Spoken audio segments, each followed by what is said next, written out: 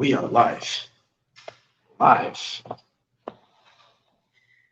Okay, there we are. Sorry, just 1 second. Okay, welcome everyone. How are you? I hope everybody's great. I never said that in the beginning of a class. How are you? But that's a good question. How's everyone? Baruch Hashem. Baruch atah Adonai Eloheinu melech haolam shehakol nהיה b'dvarim. Okay, so this week is a really happy parsha, but it has like a little bit of a sadness at the beginning, you know. The name of the parsha is Chayei Sarah, the life of Sarah, and it's actually talking about our mother, first of our mothers, first Jewish woman, her passing, and the after effects of her life, her burial, and then how life continued kind of post Sarah. But it's a great parsha because we have the marriage of Yitzchak and Rivka, and it's good. It's good. Jewish people are building. There's a construction of holiness in this world. We have our first real estate purchase in the land of Israel. It becomes Jewish property, the city of Hebron. It's very special. So this is like good stuff. Now, the opening verse in the parsha is Vayi Chayei Sarah. It was the life of Sarah. Vayiyu Chayei Sarah. The life of Sarah was. So it tells you how old she was when she passed away. That she lived 127 years. Me'ah shana ve'esrim shana ve'sheva shana. And right away you noticed it's a little strange because it says 100 years, 20 years, and 7 years. And that's really not a good way of saying it. The proper way to say this is 127. The Torah is especially so specific with its wording. But 100 years, 20 years, 7. So Rashi already deals with it on the simple level. We're going to go a little mystical. 100 years, 20 years, 7 years. Tonight is the birthday of the 5th Chabad Rebbe, of Shalom Ber, and he has many discourses where he's discussing this phenomenon of 100 years, 20 years, 7 years. And the gist of it is based on the Zohar, is that we're not just talking about her life or duration of time of her life, but this is representing the inner content of Sarah's life. And that expresses the idea that the Torah says 100 years, 20 years, and 70 years, and 7 years, each one individually, is because it's hinting to that she lived to the fullest on 3 tiers, on 3 levels of life. We all live on these 3 levels, but Sarah achieved perfect harmony and perfect synchronization of every level in her being, in her existence. And even physically, we find that we're divided into 3 parts. We have a head, we have the torso, and then we have the bottom, the legs. 3 parts to a physical human being. There's also 3 dimensions to on a spiritual level. We know nefesh, ruach, neshama, levels like that. The koches hanefesh, the powers of the soul, are different ways of how you divide the powers of the soul. One of the general divisions of the power of the soul is that there are encompassing powers, transcendental powers, and inner powers, conscious powers and more superconscious powers. Then you divide it into 2. But sometimes the division is a division in 3.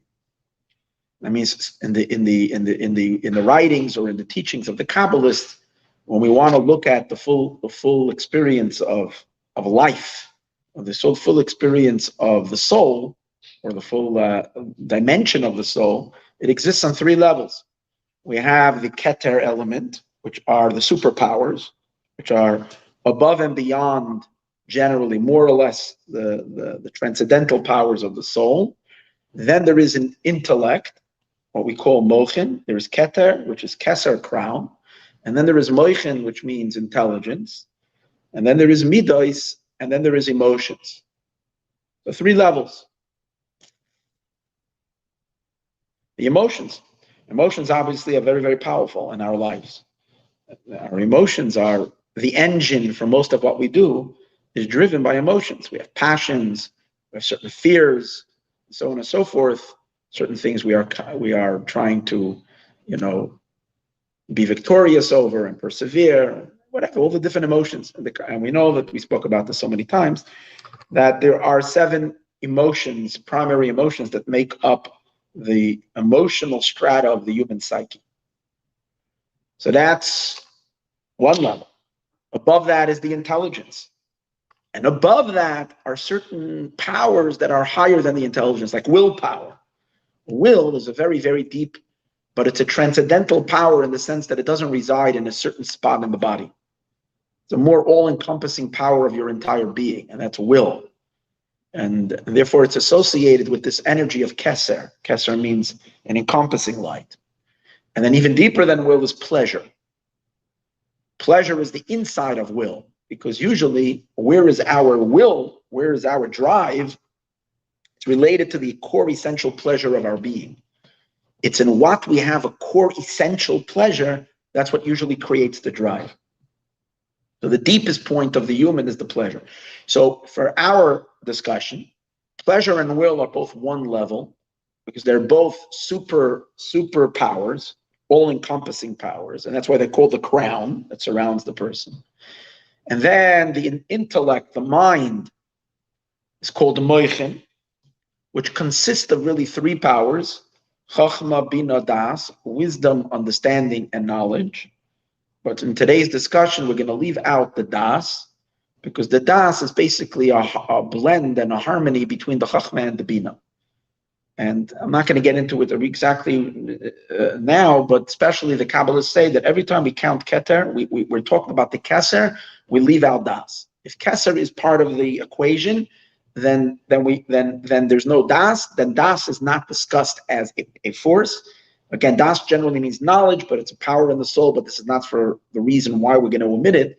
So the primary powers of the intellect are 2 powers: chachma and bina. And then finally, there are you go further down, you get to the 7 emotions.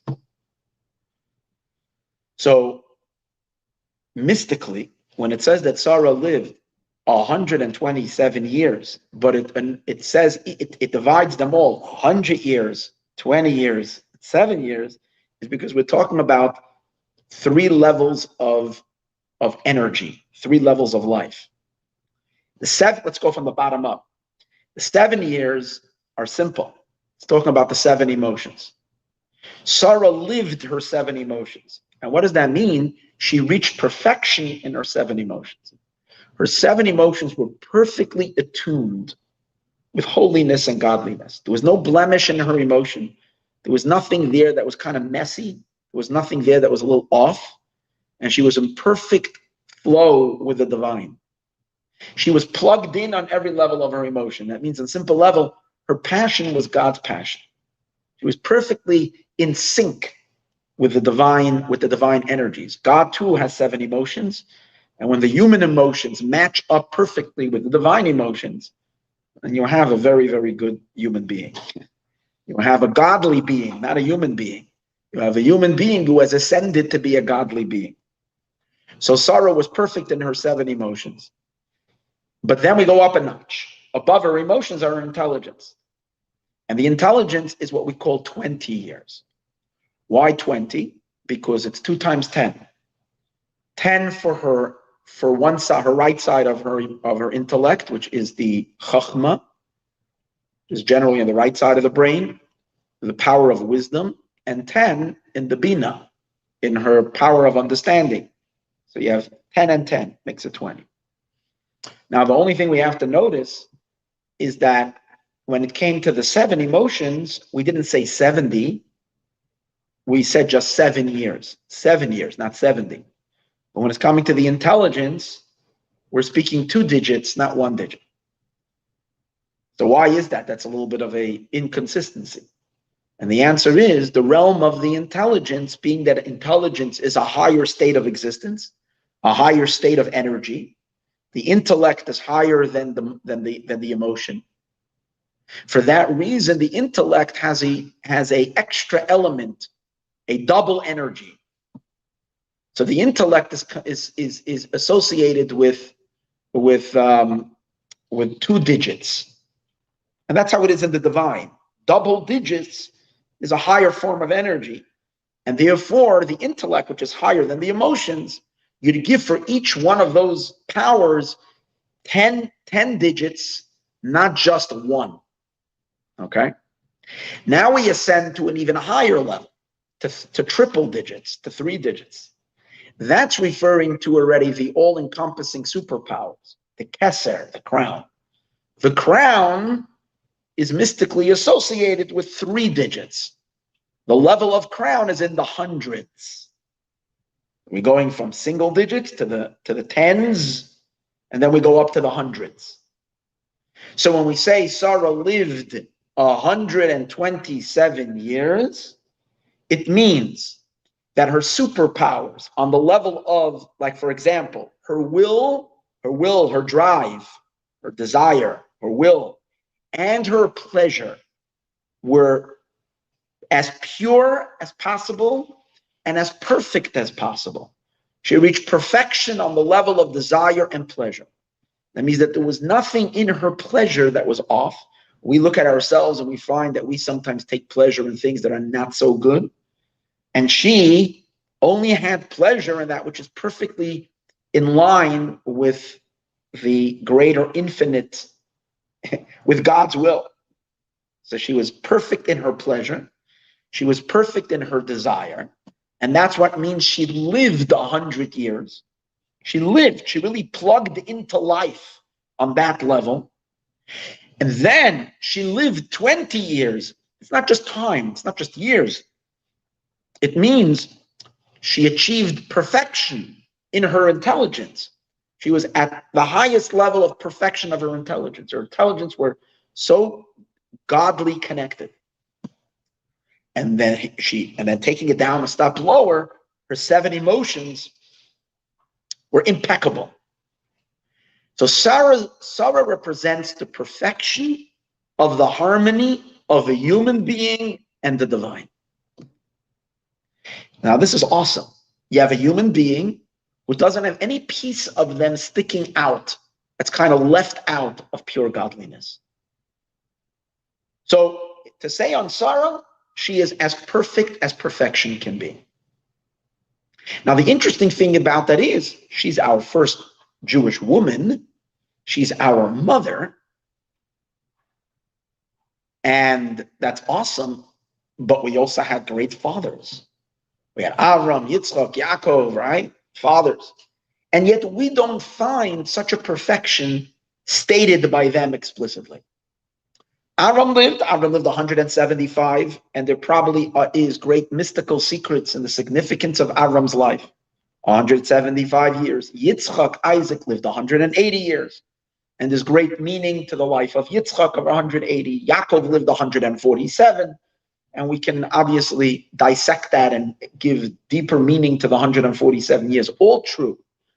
But yet the Zohar makes the biggest deal about Sarah's life. Sarah lived 127, and her numbers are the numbers that illustrate perfection, the perfect life, being perfectly aligned with the divine on all levels of existence.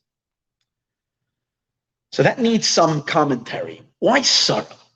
Why is it Dafka and primarily the woman who has this quality of being so perfect? Now you have to say, Avram probably also didn't have the tiniest nuance, so there wasn't a little bit of klippa, a little bit of unholiness left inside of him. We know about Avram, Yitzchak, and Yaakov. They are called the chariot for the divine.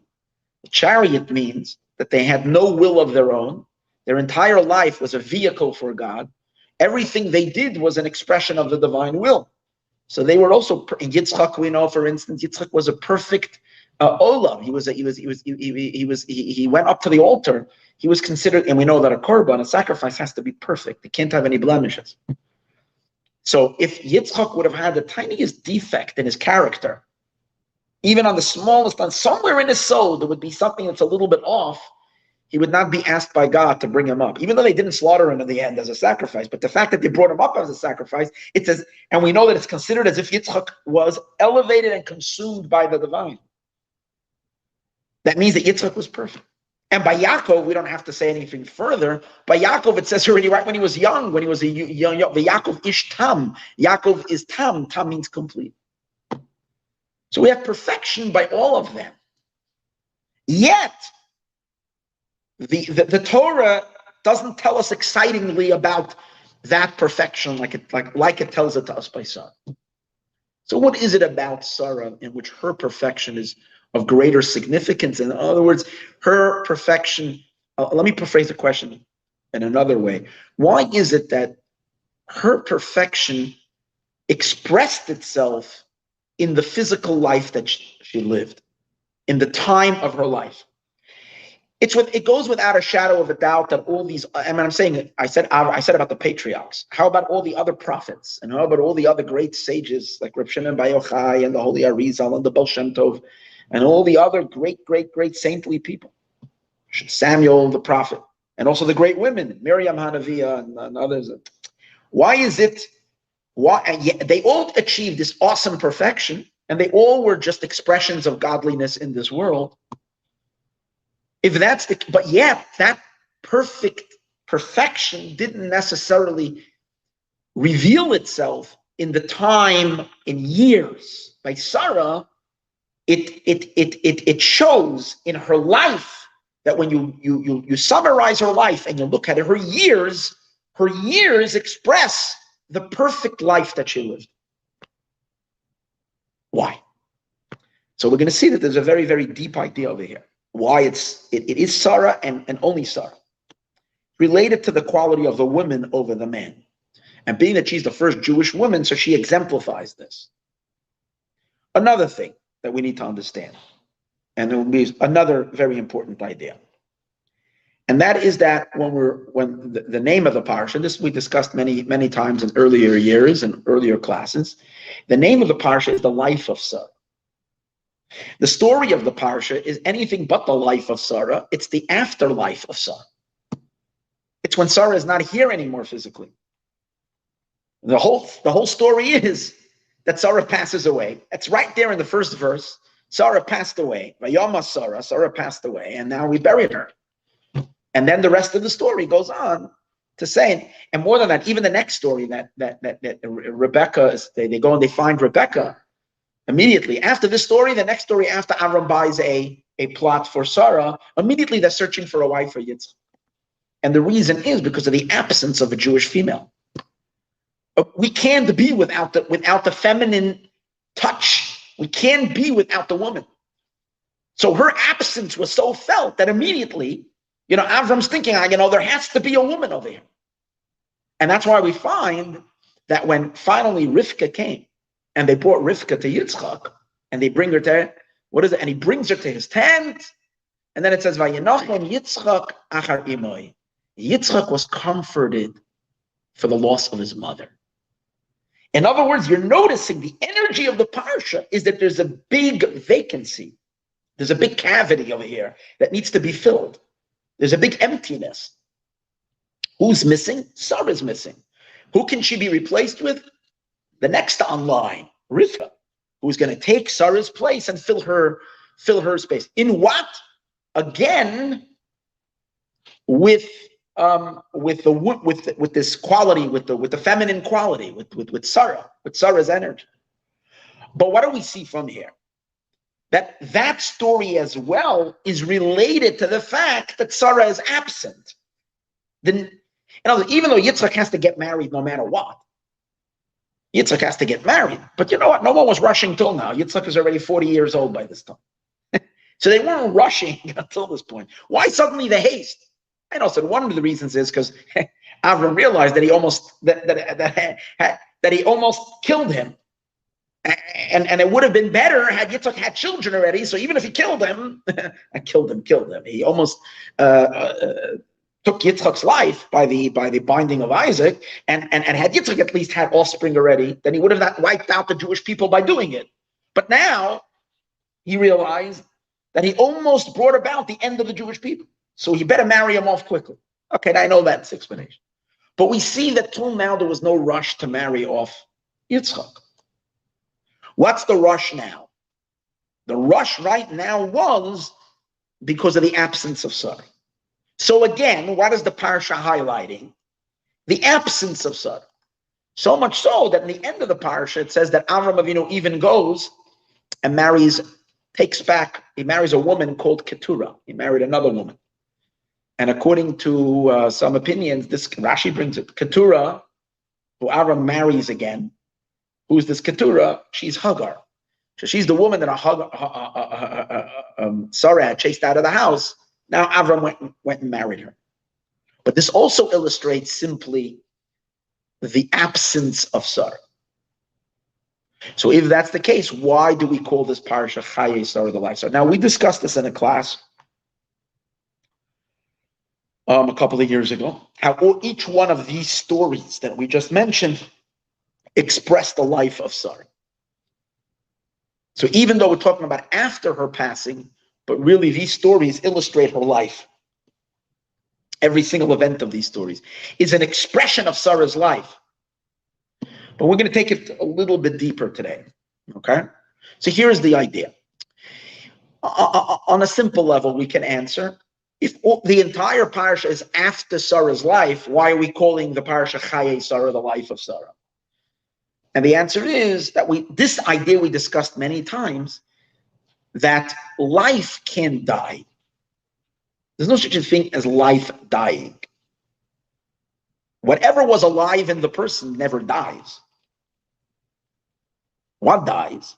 When what is alive, which leaves the body, then the body is without life, and that's what we call death. But life doesn't die, because life is divine, and divine is eternal. So life can't die. And therefore, if we say, what's the testimony, or what's the testament rather? What's the testament to somebody really being alive? Is the eternity of their existence. So during a person's lifetime, when they're physically here, which means when their soul is encompassed in a body, then they're alive, but then we don't really have a true demonstration that their life is really real life. Because if it comes to an end, if they pass away and whatever they represented and their influence and who they are, their identity dissipates and it's gone. Even though when they were alive, everybody feared them and everybody respected or revered, whatever it was, people were impacted by this individual. If after 10, 15 years of their life, poof, they're on a plaque somewhere, but that's about it. There's nothing really there memorable that they're impacting further. Then we can't really call that truly being alive, because real life means not ending. Only someone whose life remains impactful and remains impactful for all of eternity, continues to remain impactful, that person is truly alive, was truly alive. And therefore, we can't really say that Sarah is alive until we'll check what happens after Sarah passes away. So when we take a look at the end of the parsha and see Sarah living on, she continues to live in this world, not just up there in heaven. She continues to live in this world. What she stood for, what she drove, her impact continues further and further, then we can say she's alive. That's what we discussed in earlier years. And therefore, the only measurement is you can't call the parsha when she's physically alive, you can't call her alive because you don't really know if it's real life. Real life is godly life, and godly life has to be here forever. Okay, but now let's take that a step deeper. Because if that's the case, so how come we don't find, again, the same question that I asked in the beginning regarding the other idea that we spoke about, perfection, that the perfection is only by Sarah? How come we don't find the same theme by the other righteous people? By the other righteous people, we don't find the theme that the Torah describes their life when we're talking about their life, we're talking about things that happened after they passed away. And we say that that's the testimony of their life, that they're continuing, is because of their impact that happens afterwards. We don't find that by other tzaddikim. By Sarah, we find that. We have a name of a parsha called Chayei Sarah, the life of Sarah. And yet there's the physical life of Sarah was not here anymore. And yet this parsha is the name, which means the theme of the parsha, the life of Sarah, and everything that's described is all later. And what are we saying? The true life of a person can only be seen after, because then we know if their life is really infinite in this world. I'm saying every soul is infinite up there. Question is their life infinite down here? And therefore, and if it's not infinite, it's not life. Real life it goes on for all eternity. So, as we said earlier, but why don't we see that by everyone else? How come it's only illustrated by Sarah? So, therefore, we have to say more than what we just said. It can't just be the notion that we just mentioned that true life can only be measured after the departure of a person. Because then it should be so by Chayei Avram. We should have a parsha about Avram Avinu's and called Chayei Avram, telling us about Avram after he lived, or telling us about everyone else. So, for example, there's a parsha by Yechi. I'll give you an example. By Yechi Yaakov, there's a parsha. Yes, it's speaking about the end of Yaakov's life, but most of the parsha is still talking about while he was alive, how he was blessing his children, and so on and so forth, and how his image. And then at the end, the last few psukim in Parshas Vayechi talks about his passing. But you have a lot of the parsha that's talking about Yaakov, when he is alive, last 17 years of his life. So good. We don't say that Yaakov's life only starts after he's ending, so to speak. By Sarah, the truest element of her life is expressed only when she passed away, and then it's not that she's beginning to live then. She was always living, but this is kind of validating that she was really alive. Why by Sarah? Why this concept by Sarah? Should be by everyone. The answer to all of that is related to a very important idea. And that is the difference between the energy of a man and a woman, male and female.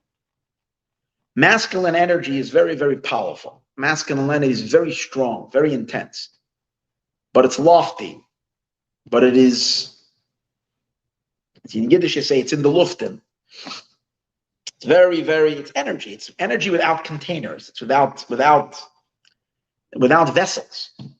And therefore it's above the world. A man's energy is really above the world. A woman's energy is, and a woman's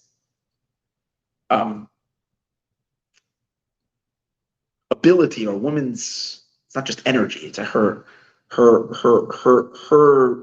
essence. Her essence of the woman is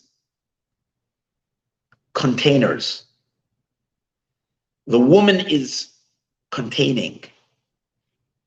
And therefore, women are grounding forces, and therefore women have the ability and the power to transform the world much more than men do. The impact that women have on the world is a much deeper impact than men's impact on the world. Men can spark ideas, they can flash energies, but women are the implementers. And we see that women are very detailed, mostly. Of course, you say men and women. Obviously, you can have women that have more masculine traits, and you can have men that have more feminine traits. But we're talking in the general idea of masculinity versus femininity, is that a man's energy is energy, and a woman's identity is vessels, containers. And that's why, in general, women are much better at detailing things. You see that, and we see that physically, that women are better at details than men are.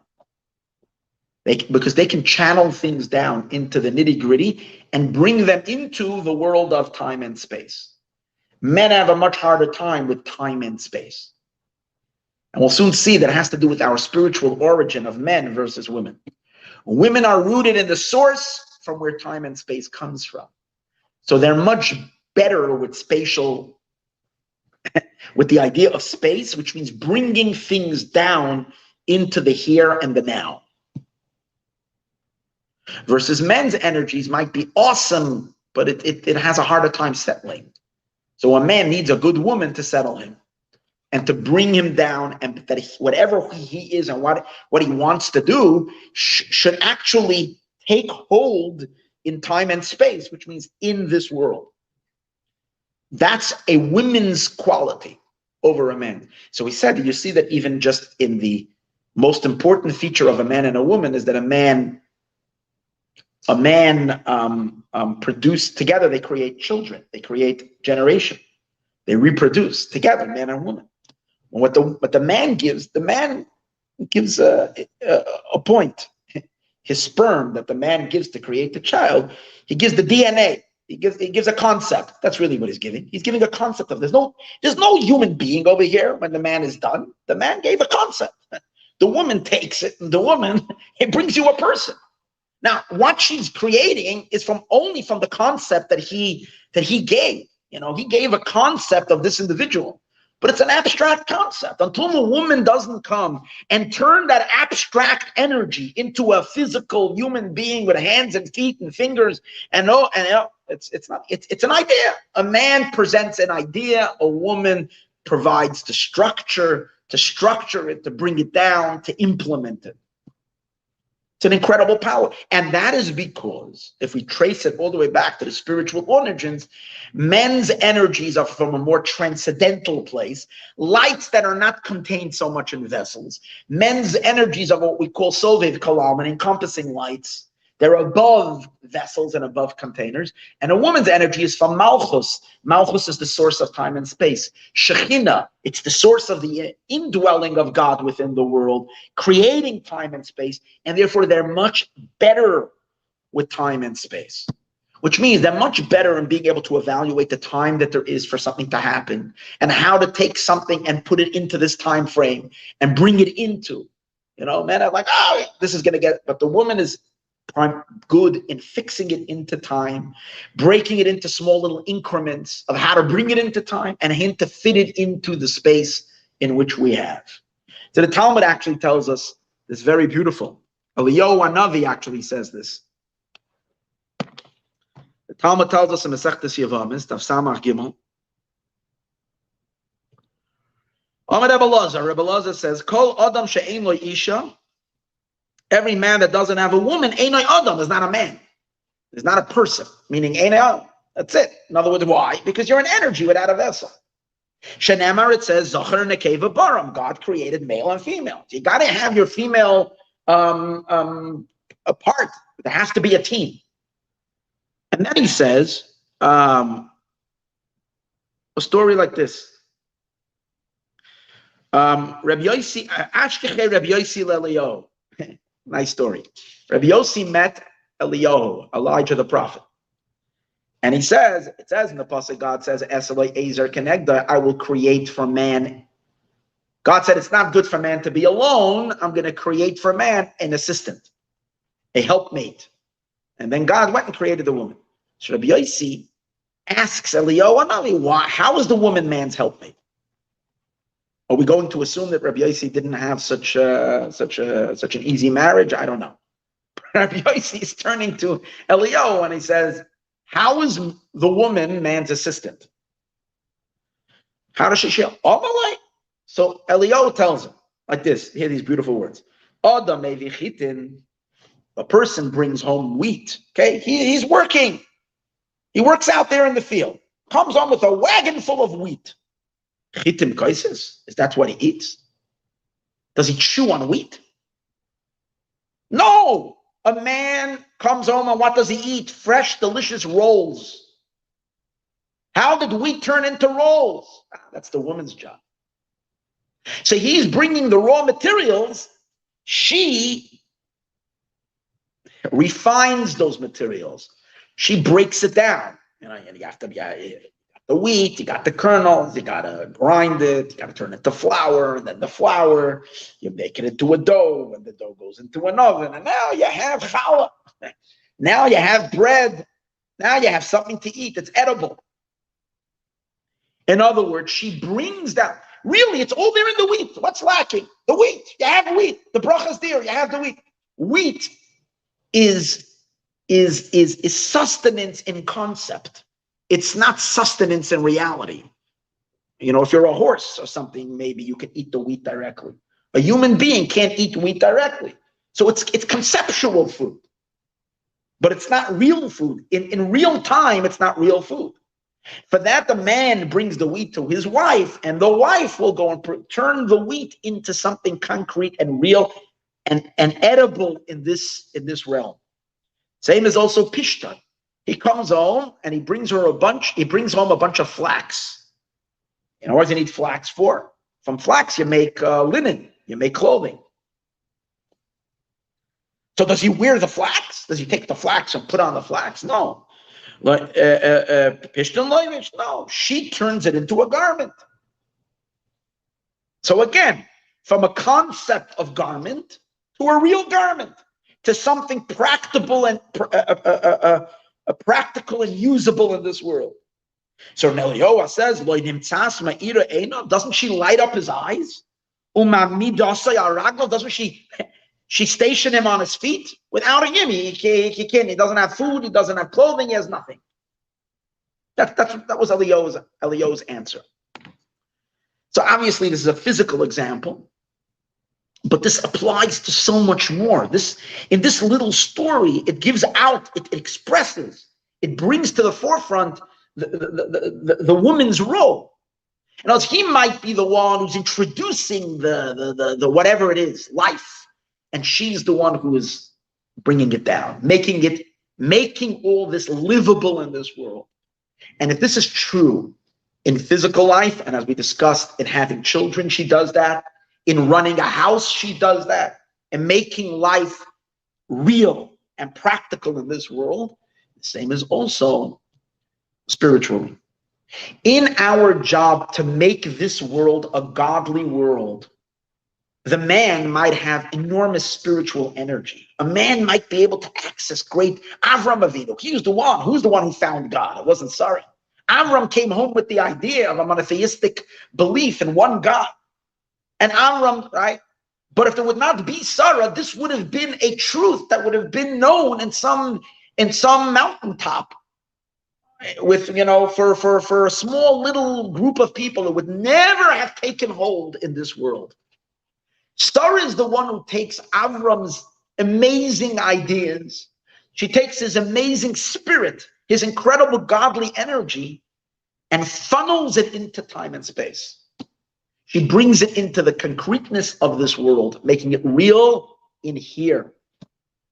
So without Sarah, nothing would take hold in the physical, in our world. And since the objective is for God to have a home in this world, the whole purpose of creation is because God wanted this world to be a godly, holy place, which is what the Jewish people play the biggest role in doing. And since it's the Jewish woman who links up these spiritual energies with time and space, her accomplishment and her achievements are far superior than the man's role.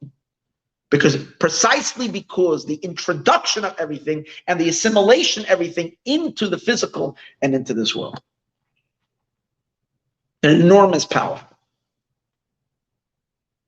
So we find that also, you see that in Avram's life, Avram and Sarah's life,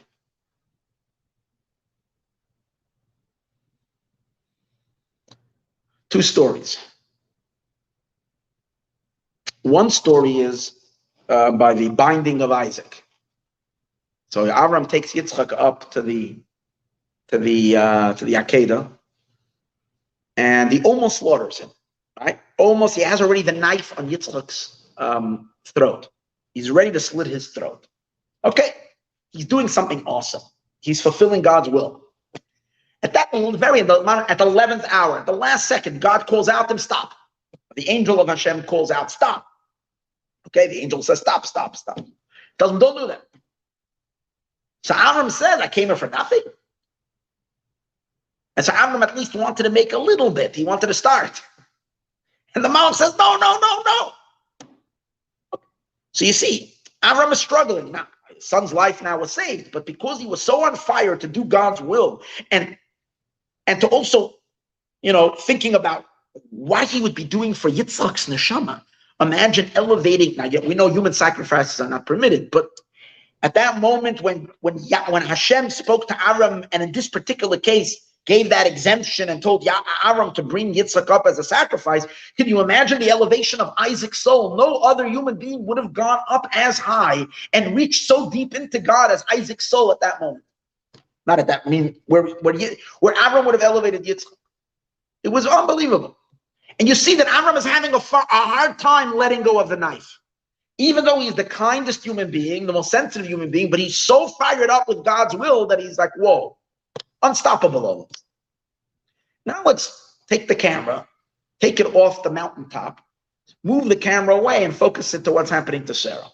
Sarah is the mother of Yitzchak. News comes to her. She fears her husband left. Yitzchak left. She starts searching. What happened to them? Where did they go? They didn't really tell us. They're leaving. What's going on? Someone tells Sarah that he saw Avram Avinu on top of the mountain with a knife ready to slit Yitzchak's throat. At that moment, Sarah hears this. She has a heart attack and she passes away. She can't bear the news that her son is being slaughtered. So now we need for one moment a little bit to understand over here. This is a couple. They're married for how long? At this point, they're married over 100 years. Because Avram at this point is 137 years old. Yitzchak, Sarah is 127. And they got married as teenagers. In their early 20s, not exactly sure when they got married. They were very young. So they're married for over 100 years. You would expect, and they were an awesome couple, right? And we can understand that they're pretty much, meant for each other, and they would be on the same page. We can understand small disagreements. The very same activity and the very same action that Avram has a hard time, like Avram wants to do so much. He's ready to shech Yitzchak. And the fact that God does not let him do so, he's struggling with it. He can't drop the knife. He wants to see it through. And obviously, it's not because, God forbid, Avram Chas v'Shalom wants to see blood. He's the most kind person, but because this is in his mind, this was God's will at that moment. And because he understood the awesomeness of the elevation of elevating Yitzchak's soul and how high this would be and how enormously great this would be, it's like a whole struggle for him to let go and not do that. Sarah, the thought of the possibility that her son would be offered as a sacrifice was too much for her. The pain of it and the shock of it was too much for her to bear that she died. Right? So we might want to explain this just in a very human way. She's a mother, she's soft her heart, but she's a tzaddikus. She's equal in her righteousness as Avram in his righteousness. She's an on-par tzaddikus as much as he's a tzaddik. They're a tzaddik and a tzaddikus, which means a perfect couple. She cares about God's will as much as her husband does. And Avram doesn't either one. If Avram would have heard that Yitzchak was killed, like Yaakov Avinu, imagine, Yaakov Avinu had 12 sons. And when he heard that Yosef was killed, God forbid, he couldn't live. He literally was depressed for so many years. For 20 years, Yaakov was depressed. We can imagine what kind of depression Chas v'Shalom Avram would have been if he heard Yitzchak was killed. But this was not killing him. This was elevating him as a sacrifice. And for Avram, this was like awesome. How can it be that for what would have been in Avram's mind the most awesome thing is in Sarah's mind the most devastating tragedy? And they're a couple. What's the answer? The answer is what we spoke about before. To Avram, God, energy, connection, holiness. This is what he's living for.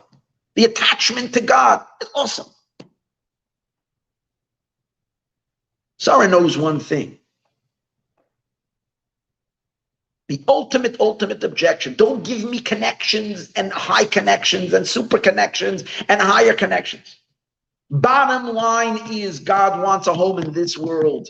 And for this, Judaism has to continue in this world. And there needs to be someone in this world who's going to continue, who's going to carry the monotheistic faith on to generations, and then build the Jewish people that are going to receive the Torah and eat matzah in this world, put tefillin in this world, physically, and impact this world. Sarah knows that.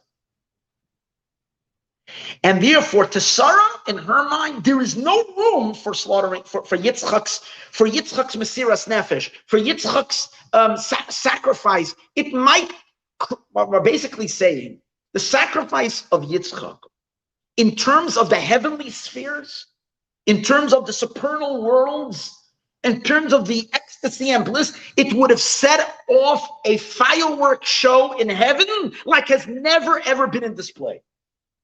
You know, the Disneyland fireworks that they do, whatever, it would be nothing compared to the awesome music that it would have set off in the supernal realms. But down here in this world, the world would have become a much darker place. Why?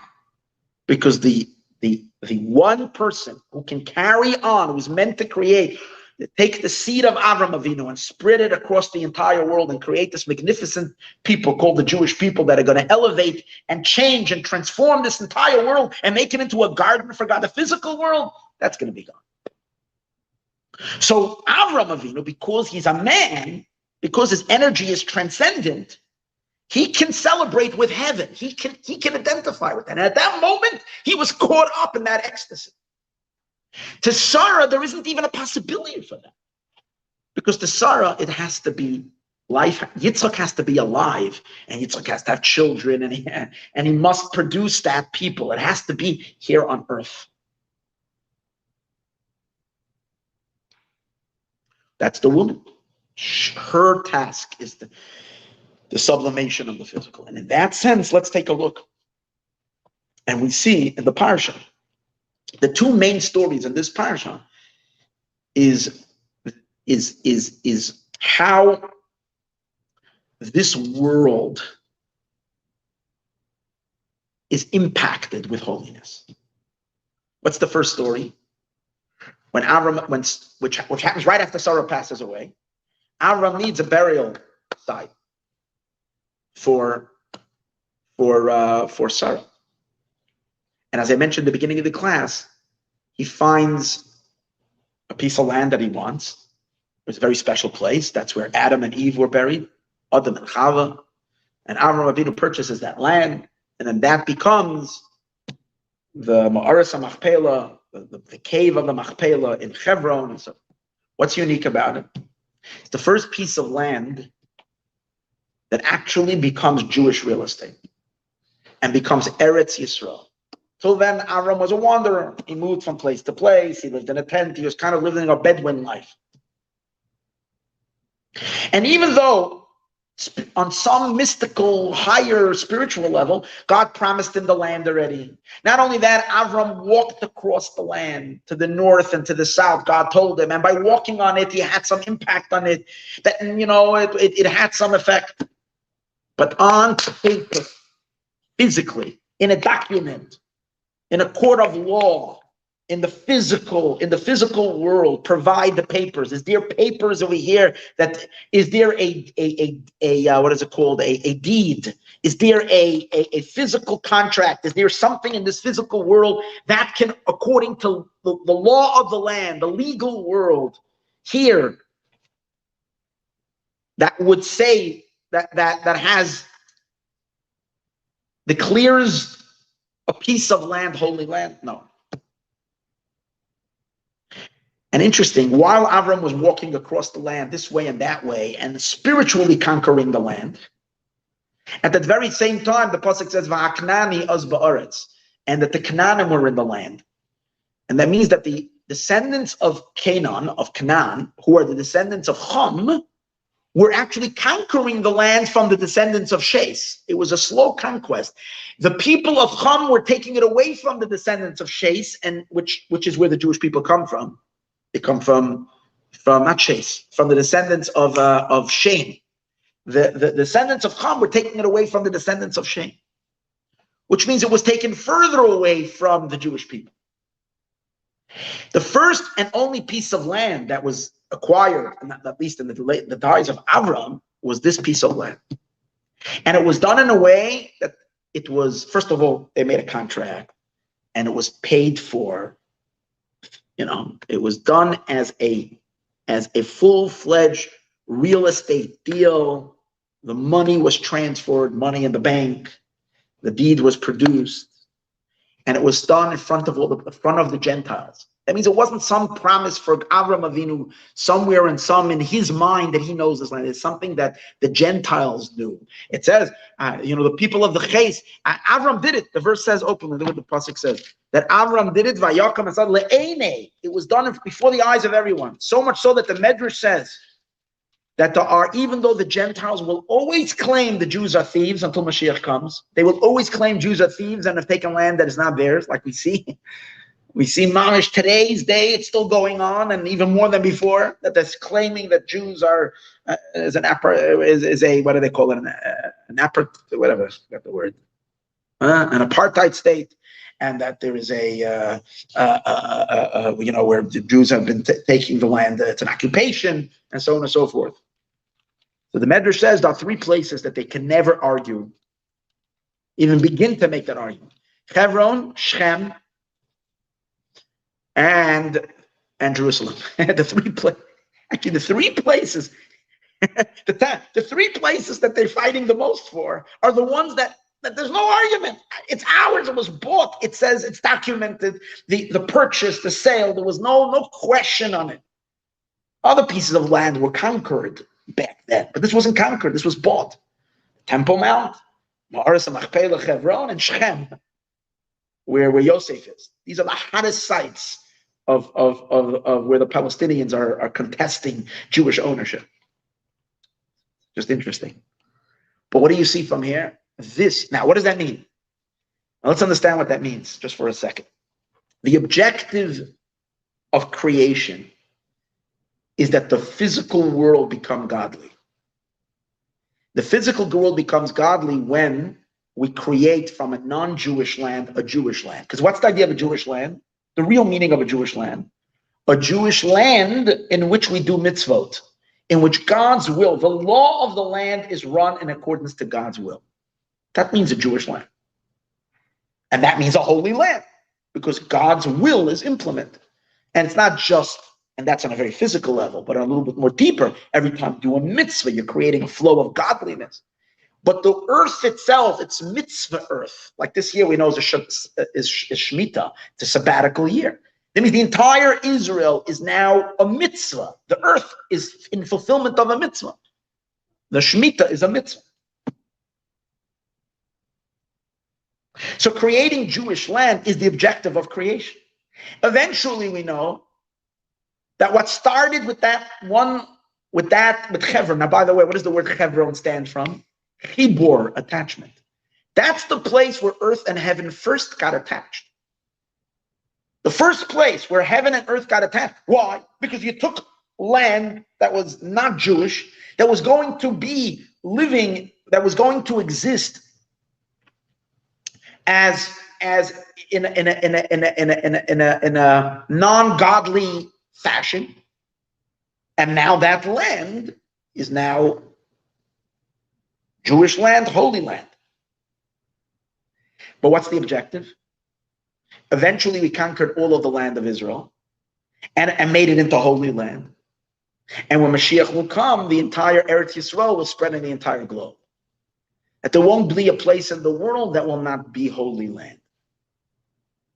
The entire world, literally every place in the world, will be holy land. Who was the first person who linked holiness with land, with earth? Sarah. She started. She's the breakthrough. And that was her objective to begin with, infusing the godly into the earth, much more than her husband Avram. So that's the life of Sarah. What's the next story? The next story is Avram and Sarah miraculously had a son, Yitzchak. Beautiful. Yitzchak is this awesome tzaddik. He's like this, so much so, as we spoke earlier, he's worthy to go up on the altar. He's so holy, he's like incredible. For Avram Avinu, that's beautiful. Holy, he's incredible. He's such a tzaddik. He's so holy. He davens for hours. I can bring him up and he can soar up to heaven. For Avram, it's good. But for Sarah, it's not good. Why? He's not married. He's not grounded. Not only that, they don't have children. They have to build a family. Yitzchak. In other words, you can have a son like Yitzchak and be crazy about what kind of olam haba Yitzchak is going to get. Think about that. You can look at his perfection. He has such good midos tovos. He's got such refinement. He's so knowledgeable. He's so great. He's so perfect. He's perfect in perfection. Wow. And so much so, he's even a korban. But what is that doing for the world? How is that going to change the dynamics of this world? The only way that's going to change is if there's grandchildren. Yitzchak has to get married. And then they'll have children, and then they'll have grandchildren. And then from the grandchildren will come the great nation. And so they will spread, and so on and so forth. So the second story in the Parsha of Parshas Chayei Sarah is continuing on the same theme. The first story is impacting the earth of this world, the matter of this world. And the second story is impacting humanity. Because if Yitzchak, and the only way the Jewish people only way we impact humanity is if we become a nation amongst the world. We become a people amongst the world, a populated people. Well, obviously the Jewish people always remained not the biggest of people, but were the biggest in influence. No other nation, no other people influences humanity as much as the Jewish people. But for that to happen, there had to be offspring. So the second story in the Parsha is again the concept of her. And what I'm saying is that Dafka by Yitzchak, it's so possible to see Yitzchak not getting married. In a sense, you could even ask, like, what Yitzchak? He's so holy. He's so good. He was born as a miracle. Yitzchak is so possible to keep him as a holy floating entity that's kind of, what do you call it, levitating? Or is that a word? What's the word? Like floating on top? Levitating above. He's up there somewhere. Married, getting married with a woman, getting with this, settling down in the physical area. That's pulling him down to earth. But that's Sarah. Sarah is, listen here, holiness is great, but if holiness is not impacting, if it's not being funneled, if it's not transforming the lower, darker world into a godly place, it's missing the point. And Sarah is the one that lived for that, understood that. That's her quality. Another time that Avram and Sarah had an argument, just take you back, where you see that they weren't kind of seeing eye to eye, was when Yishmael was in the house, and Sarah wanted to kick Yishmael out of the house. Sarah said, "Get him out of here. He was a bad influence." And Avram said, no, Avram bothered him very much because Avram saw Yishmael. He wanted to keep him in the house.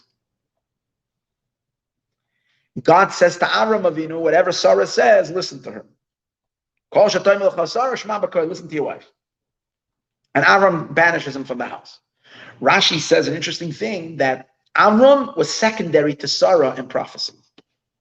She was a higher prophet than him. But it's an interesting thing, because Avram and Sarah, Avram is the influencer. He's man. Man and woman. Man is the influencer. The woman is the recipient. Here God says the opposite. She's greater than you. You listen to her. But here we go back to the same question that I asked earlier. And here you know what? Let's take a look a minute.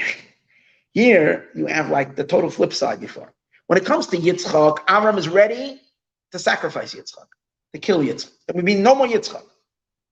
Sarah devoured. No way. So much so that she died because she heard it. It was just to her, no. Then when it comes to Yishmael, Sarah says, no Yishmael, and Avram says, yeah, let him stay. So hypothetically, let's think of this crazy idea. If Avram would have his way, Yitzchak would have been slaughtered on top of the mountain, and who would have continued living in the house? Yishmael. Now let's look at the world that would have happened. Yishmael is the heir now to Avram and whatever, and etc. You can read the rest of the story. Yishmael being and Yitzchak is not here. In Sarah's world, Yishmael out, Yitzchak here. It goes back to the same idea that we were saying before. Avraham Avinu is not so concerned about this world being holy, godly, as much as Sarah. He's concerned with Hashem. He's concerned with attachment to Hashem. But the burning desire of channeling everything into this world. See, Sarah's looking at the situation. She says, if Yishmael's in the house, it's not going to be good for a Jewish environment. It's not good for a Jewish. The house is not well. Avram is looking at the potential. Yishmael's got potential. He's got a good soul. But Sarah's saying it's going to ruin the. This is a Jewish home. This has got to be the prototype of a Jew. This has got to be the foundation. You can't have someone like Yishmael, and it's not going to ruin it all. So again, Sarah has her eyes down here in the practical, in this literal world. Avram is floating somewhere. In that sense. So the two stories that we have in this week's Parashat, which all are in the afterlife of Sarah, which is, number one, making sure that we have Jewish real estate. And that the process of making this world holy begins in the literal, in a way that will be respected in a court of law, not just a divine promise, but something that you can see a document, paid, cash was paid. The physical world. Second story. Yitzchak, not as some holy being, but Yitzchak married to a wife, having family and children, bringing grandchildren into this world, and laying the foundation for the great nation of the Jewish people. Two things. Chayei Sarah, that's the life of Sarah. Now we're going to rewind back to the beginning of the class and explain why does Sarah's perfection reflect that she represents the perfect life, and it's reflected in what? In her years. All the other tzaddikim are also perfect. They're all great, perfect tzaddikim, and they serve God with all the powers of their soul, and they align themselves perfectly with God. But it's not necessarily so impactful. It's not fully demonstrated in time and space. Because Sarah's whole idea was to take holiness and godliness and make an imprint and carving in the concreteness of this world, so her holiness and her spiritual life etched itself into the actual time that she lived. 120. The spiritual dynamics of Keser, Moichen, Midos, which means the perfection of the superpowers, the perfection of the Moichen, and the perfection of the Midos are expressed in time, in actual years, because it's carving itself out in time and space. Other tzaddikim also have it, but that's more a private element of their soul, not so impactful in the world. And that's why Sarah is the only one who we say that to measure her life, we have to see how it's continuing. Why? Because since Sarah is all about the impact on the world, if Sarah and what she stood for would have kind of become a little weaker after she passes away, that means that her impact on the world, she could have been a big tzaddikus, but her impact on the world is not complete. If what she believed in, and which is Jewishness and holiness, continued, and not only that, it manifested in the actions that were done after her passing, which was all a continuation of implementing God. She sets the tone for Judaism to be etched and set within this physical world. That is crucial to her life more than anybody else. All the tzaddikim, who's maybe there is some other content in their life other than the impact on the world. So to them, you're not going to have a parsha that speaks about what's happening after, because to them this idea is not so important. But to Sarah, whose idea is her impact in the world, so it has to continue, because it doesn't continue means it didn't impact the world. To impact the world means it's lasting even after she leaves, it becomes part of this world. The lesson of all of this is, in addition to the importance of the Jewish woman and so on and so forth, but even for men and for everyone else, is that the idea of how important it is that every kind of holiness that we have, every kind of spiritual energy, everything, how crucial it is that it find expression and it change the environment. It changes time and space. But that's where it's really at. It's not enough to have just, a group of people live in a certain town. I'll give you an example. You have certain cities that Jews came to. They lived there for a while, and then they left, and there's nothing Jewish left in the city. There's no lasting change in the city. There are certain places that Jews came, and they built. Here was a yeshiva, and here's a mikvah, and here's a thing. Physical changes. The physical earth is impacted. So much so that our street names that are called with Jewish names and with people, in other words, impacting the actual lasting impact on the material element of this world. This is so crucial. So crucial. So easy to like just be, I do my thing, I'm holy, I'm withdrawn, I'm in myself, and I'm doing a lot of good for myself, and I can come to Olam Haba and so forth. It's not it. It's here. And that we do in two ways. Number one, again, we have to influence the real estate. That means our house has to look Jewish. It's not just enough that it's in the home we do Jewish things. I have to fix a mezuzah to the door, of course. But even in there where the Torah doesn't demand, everything in the house should speak of Judaism. The pictures in the wall should express Yiddishkeit. It shouldn't be, you see the faces of tzaddikim, or the wall. The Rebbe always spoke about, it's not enough to have a pushka, you have to fix a pushka on the wall. It should become part of the house. Tzedakah is part of the house.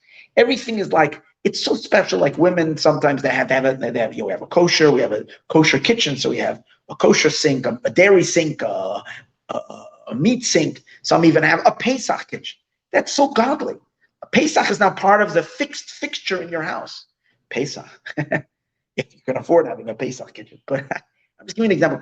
Anything that gets a mitzvah identity, and it's part of the real estate, it's part of the physical structure, it's awesomely important. It's awesomely important. Because that's the transformation of the material physical world. The world is, the place is different. Number one. Number two. Second story is we have to impact people. We have to have, simply means that we make sure that when it's not just we're here, but we make sure we have children, and that our children are doing Jewish things, and that we're creating offspring, holy offspring, so that the impact on the world is not only for ourselves, but it's a continuing, and it's populating, it's becoming more and more, but also spiritually. Having when Avram sent Eliezer to bring Rivka, he meant that he pulled Rivka from an unholy state, and he brought her to become the wife of Yitzchak, which means he transformed Rivka. She was kind of a lost soul with an incredible potential. He took her out and brought her to Yitzchak. She becomes the mother of the Jewish people, and then she has offspring. What that means to us is there's so many Jews that are around us, so many people that we come into contact with, that even though we can be doing our thing and being very religious and very observant and very mitzvah, but there's always a question, how much are you impacting people around you? How much more Jewish are you making the people around you? How much are you influencing people that are so far not so involved in mitzvahs? And are you making those people to be able to have children? I don't mean, it's a big thing to help people get shidduchim and get married, but also spiritual children. The biggest accomplishment you can have is if you influence someone to become more Jewish, more mitzvah observant, and then at a certain point you start seeing that they are influencing others to become more Jewish and more involved and more mitzvah observant. It's when your students are having students, that's incredible. So you've created that's called having grandchildren, spiritual grandchildren. And this is the idea. Avram sends Eliezer to go produce for him Jewish grandchildren, a third generation of Jews. So that's in the concept over here is that it is the highest achievement we can have is influencing the real estate of this world and influencing as well the population. Yes, it is a numbers game. More Jews and more Jews and more Jews. Someone can say it's all it's not the quantity, it's the quality, and therefore it's enough if we have just me and three others who sit along all day in a closed environment. And no, that's nice, but that's not fulfilling the ultimate desire of God in this world. We need every Jew to do mitzvahs. And again, the ultimate is when they can have their children spiritually. They become you influence a person, and then that person becomes an influencer. And that's Sarah's objective. The world needs to become a holier, godly place.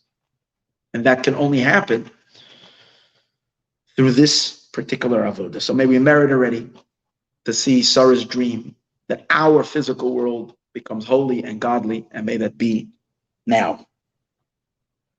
The coming of Mashiach. Thank you.